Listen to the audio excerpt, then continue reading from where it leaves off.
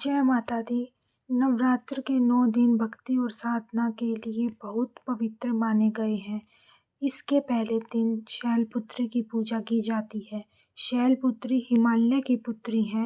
हिमालय पर्वतों का राजा है, वह अडिग है, उसे कोई हिला नहीं सकता।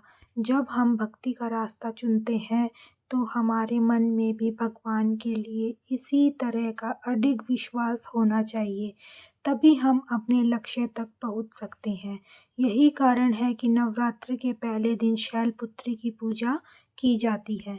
माँ शैलपुत्री की कहानी। माँ शैलपुत्री सती के नाम से भी जानी जाती है। इनकी कहानी इस प्रकार है। एक बार प्रजापति दक्ष ने यज्ञ करवाने का फैसला किया। इसके लिए उन्होंने सभी देवी देवताओं को निमंत्रण भेज दिया, लेकिन भगवान शिव को नहीं। देवी सती भली भांति जानती थी कि उनके पास निमंत्रण आएगा, लेकिन ऐसा नहीं हुआ। वो उस यज्ञ में जाने के लिए बेचैन थी, लेकिन भगवान शिव ने मना कर दिया। उन्होंने कहा कि यज्ञ में जाने के लिए उनके पास कोई भी निमंत्रण नहीं आया है और इसलिए वहां जाना उचित नहीं है। सती नहीं मानी और बार बार यज्ञ में जाने का आग्रह करती रही। सती के ना मानने की वजह से शिव को उनकी बात माननी पड़ी और अनुमति दे दी।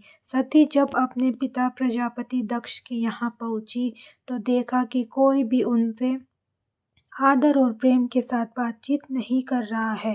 सारे लोग मुंह फेरे हुए हैं और सिर्फ उनकी माता ने स्नेह से उन्हें गले लगाया।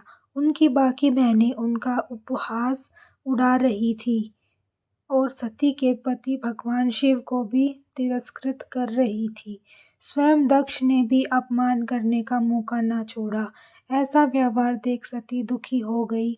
अपना और अपने पति का अपमान उनसे सहन न हुआ और फिर अगले ही पल उन्होंने वो कदम उठाया जिसकी कल्पना स्वयं दक्ष ने भी नहीं की होगी। सती ने उसी यज्ञ की अग्नि में खुद को स्वाहा कर अपने प्राण त्याग दिए। भगवान शिव को जैसे ही इसके बारे में पता चला तो वो दुखी हो गए। दुख और गुस्से की ज्वाला में जलते हुए शिव ने उस यज्ञ को ध्वस्त कर दिया। इसी सती ने फिर हिमालय के यहाँ जन्म लिया और वहाँ जन्म लेने की वजह से इनका नाम शैलपुत्री पड़ा। शैलपुत्री का नाम पार्वती भी है। इनका विवाह भी भगवान शिव से हुआ। माँ शैलपुत्री का वास काशी नगरी वाराणसी में माना जाता है। वहाँ शैलपुत्री का एक बेहद प्राचीन मंदिर है जिसके बारे में मान्यता है कि यहाँ माँ शैलपुत्री के सिर्फ दर्शन करने से ही भक्तजनों की मुरादें पूरी हो जाती हैं।